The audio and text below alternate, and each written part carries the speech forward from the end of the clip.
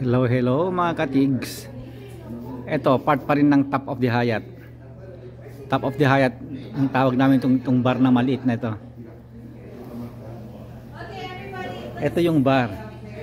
Kaya lang, nakasarado yung mga ano. Ando doon na, yung mga ano, mga inumin. Sa baba, yun mga baso-baso lang. Ayan.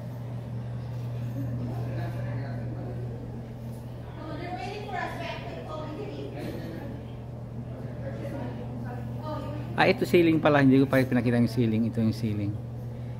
Ayan.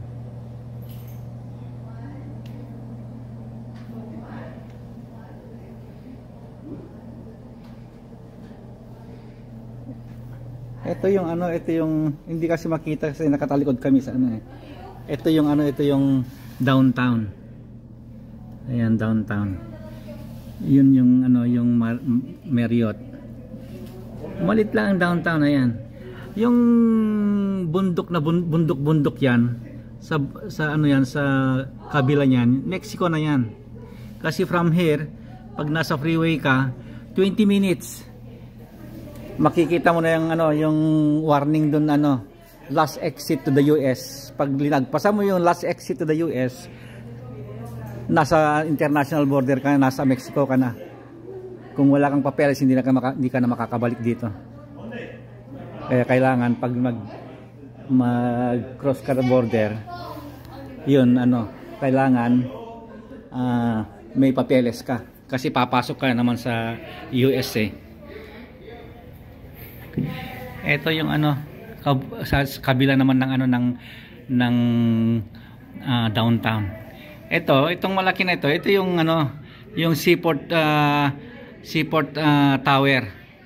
Parte ng ano, dalawang tower kasi ito eh. Nasa Harbor Tower ako. Seaport Tower yan, mas maliit ng konti. Pero Hyatt pa rin yan. Ayan, Hyatt pa rin yan. Ayun yung ano, yung sabi kong pool daw ng ano, ng fourth floor. Ayan yung pool. Ayan. Pero pang family yan, family pool yan. Hindi yung adult pool kasi may adult pool kami, kaya lang nasa third floor yun. Ayan.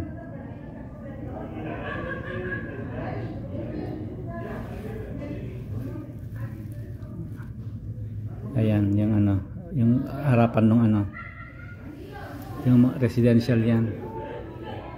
Ayun yung ano.